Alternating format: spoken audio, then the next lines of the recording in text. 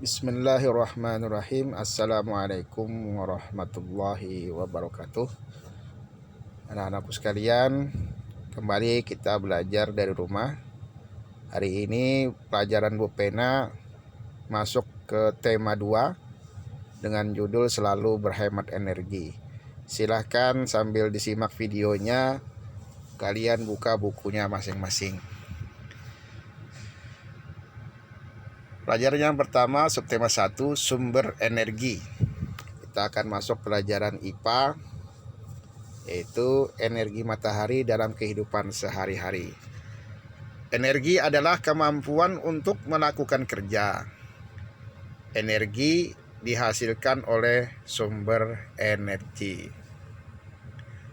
Nah, sumber energi terbesar bagi bumi adalah matahari. Jadi matahari itulah sumber energi yang terbesar di bumi saat ini. Matahari merupakan sumber energi panas dan cahaya. Jadi sumber panas dan cahaya matahari tersebut. Apakah contoh manfaat matahari sebagai sumber energi? Di sini kalian bisa pelajari manfaat matahari sebagai sumber energi. Yang pertama, panas matahari menguapkan air di permukaan bumi dalam peristiwa daur air.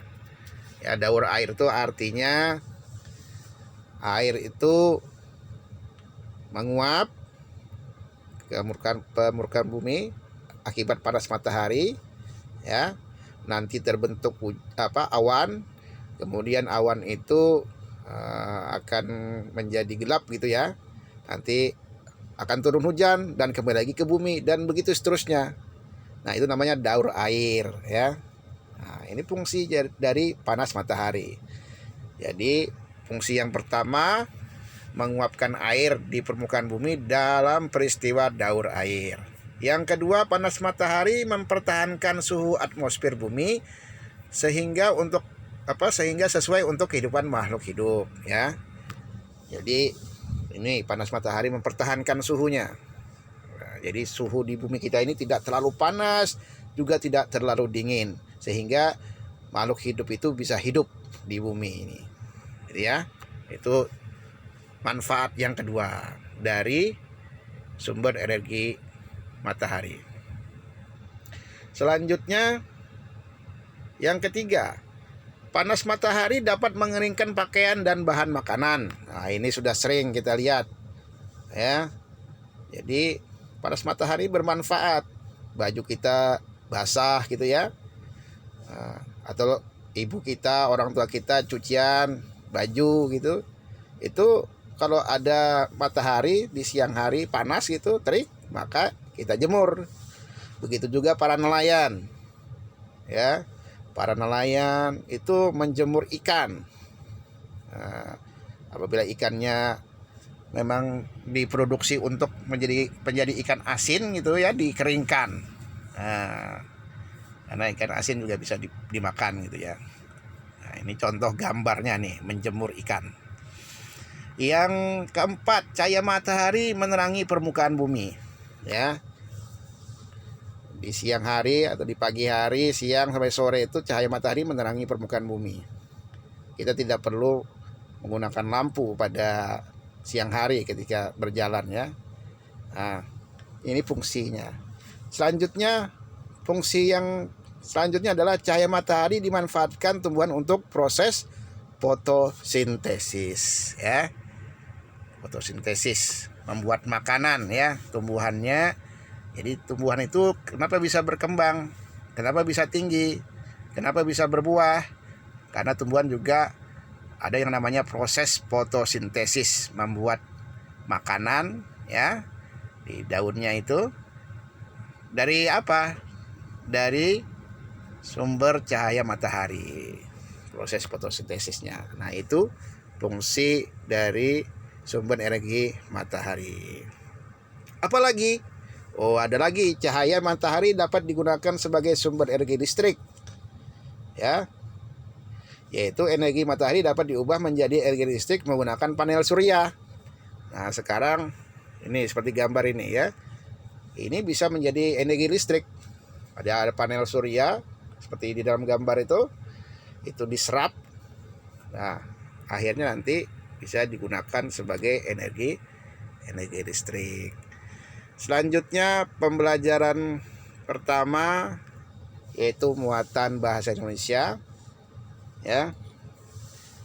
Mengolah informasi dalam bentuk peta pikiran. Nah, ini masih menggunakan bentuk pikiran, peta pikiran gitu ya. Nah, dari informasi. Mengolah informasi adalah mengolah sumber data berupa gambar atau teks menjadi sebuah informasi yang lebih jelas. Salah satu cara mengolah informasi adalah dengan membuat peta pikiran. Nah, ini contoh, ya. Minyak bumi termasuk sumber daya alam yang terkandung di dalam perut bumi. Diperoleh melalui proses penambangan, tersedianya sangat terbatas, harus dilakukan secara hemat dan tepat. Di buku kalian ada teks pelajaran bahasa Indonesia, yaitu teks judulnya Minyak Bumi. Nah, ini termasuk termasuk peta pikiran juga nih ya, dalam bentuk berupa gambar atau teks. Nah, ini buat peta pikirannya.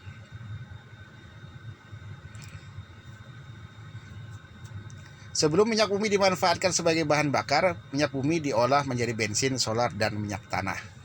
Nah, diolah dulu ya. Jadi minyak bumi memang dari dalam bumi kemudian diolah.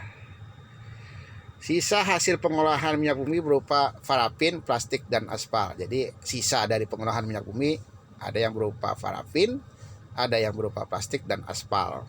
Nah, itu juga dari minyak bumi sebenarnya ya, sisa-sisanya itu. Nah, peta pikirannya bagaimana? Ini juga ya, ini dari pelajaran tadi dengan judul minyak bumi tadi. Nah, ada gambar-gambarnya. Itu menjadi peta pikiran seperti ini. Jadi minyak bumi ya, itu berasal dari asal minyak bumi. Ya, bisa dibuat seperti itu. Kemudian cara memperoleh minyak bumi, kemudian hasil olahan minyak bumi. Nah, ini hasil olahan minyak buminya apa? Berupa apa? Bahan bakar, parafin, plastik, dan aspal. Dan jadi seperti itu. Ada tanda-tanda panah itu ya. Nah, kalau kalian lihat begitu peta pikirannya. Nah, ini lebih mudah dipahami. Ya, nah, ini namanya peta pikiran anak-anak. Jadi kalau ada seperti ini kalian langsung berpikir, oh ini adalah peta pikiran, supaya kita dapat memahami materi dari bapak atau ibu guru yang menyampaikan pelajaran. Dibuat seperti ini, latihan ya. Selanjutnya pelajaran masih pembelajaran 1, kita masuk pelajaran IPS. Pemanfaatan jagung dalam kehidupan sehari-hari. Ya. Tanaman jagung termasuk sumber daya alam yang dapat diperbarui. Jagung mempunyai banyak manfaat, misalnya sebagai bahan bakar. Bahan makanan, ya. Jagung mempunyai banyak manfaat, misalnya sebagai bahan makanan. Jagung dimanfaatkan sebagai makanan pokok pengganti nasi. Jagung juga dimanfaatkan sebagai bahan kerajinan. Nah, jadi bukan hanya makan aja ya. Nah, bukan hanya untuk makanan, juga ada nih sebagai bahan kerajinan. Nah, pembelajaran kedua, kita masuk pelajaran SBDP ya. Ini coba perhatikan bukunya juga ya. Nada adalah bunyi yang beraturan. Dalam nada terdapat nada tinggi dan rendah. Tinggi dan rendahnya nada ditentukan oleh frekuensi bunyi. Nah, urutan tangga rendah nada disebut tangga nada. Nah, terdapat 7 nada yang menyusun tangga nada dari nada rendah ke nada tinggi. Nada yang ditulis dengan angka dinamakan not angka. Nah, ya. Nada yang tulis dengan angka dinamakan not angka. Coba kita mengenal tinggi rendahnya suatu nada. Ya. Nada adalah bunyi yang beraturan. Terdapat nada tinggi dan rendah ditentukan oleh frekuensi bunyi. urutan tinggi rendah nada disebut tangga nada. Nada yang tinggi menunjukkan suara semakin tinggi. Ya, ini seperti ini ya. Mungkin kalian sudah pernah berlatih ya di kelas 1, 2, 3 gitu ya.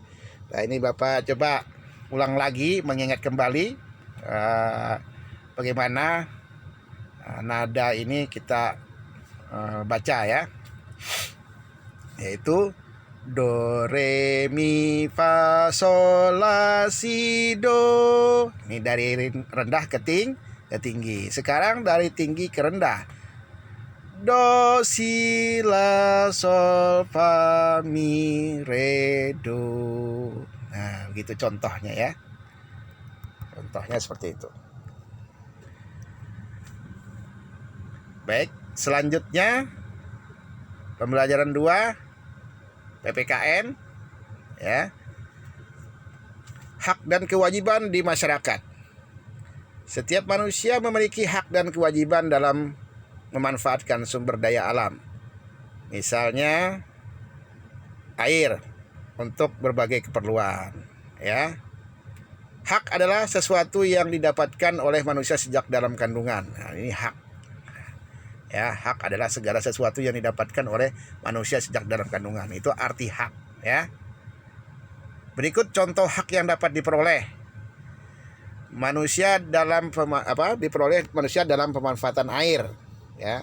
Hak yang dapat diperoleh manusia dalam pemanfaatan air, yaitu manusia hak mendapatkan air bersih, berhak mendapatkan air bersih. Kemudian berhak mendapatkan aliran air yang lancar. Berhak memanfaatkan air untuk mandi, mencuci, dan minum. Dan juga berhak memanfaatkan air untuk mengairi sawah. Ini hak ya. Jadi hak tadi apa? Segala sesuatu yang didapatkan oleh manusia sejak dalam kandungan. Nah, itu hak. Ya. Apa kemudian perbedaannya dengan kewajiban? Nah, ini coba lihat. Berikut contoh kewajiban yang harus dilakukan dalam pemanfaatan air. Nah, kewajiban. Jadi ada hak, ada juga kewajiban. Ya, kewajiban itu dari pemanfaatan air tadi, yaitu kita wajib menggunakan air sesuai kebutuhan, jangan dibuang-buang ya. Jadi wajib kita menggunakan air itu sesuai kebutuhan. Ya, kalau airnya sudah penuh ya dimatiin. Ya. Air di drum kita ngisi air, kalau sudah penuh ya dimatiin. Itu namanya kewajiban ya. Menutup keran air jika sudah tidak digunakan. Nah, ini seperti ini ya. Tidak mencemari air dengan limbah. Nah, ini ya, seperti itu. Baik anak-anak, pembelajaran kita cukup sekian dulu ya. Nanti kita lanjutkan lagi besok. Mudah-mudahan apa yang Bapak sampaikan bisa dipahami dan dipelajari ya. Jangan hanya sekilas-sekilas saja.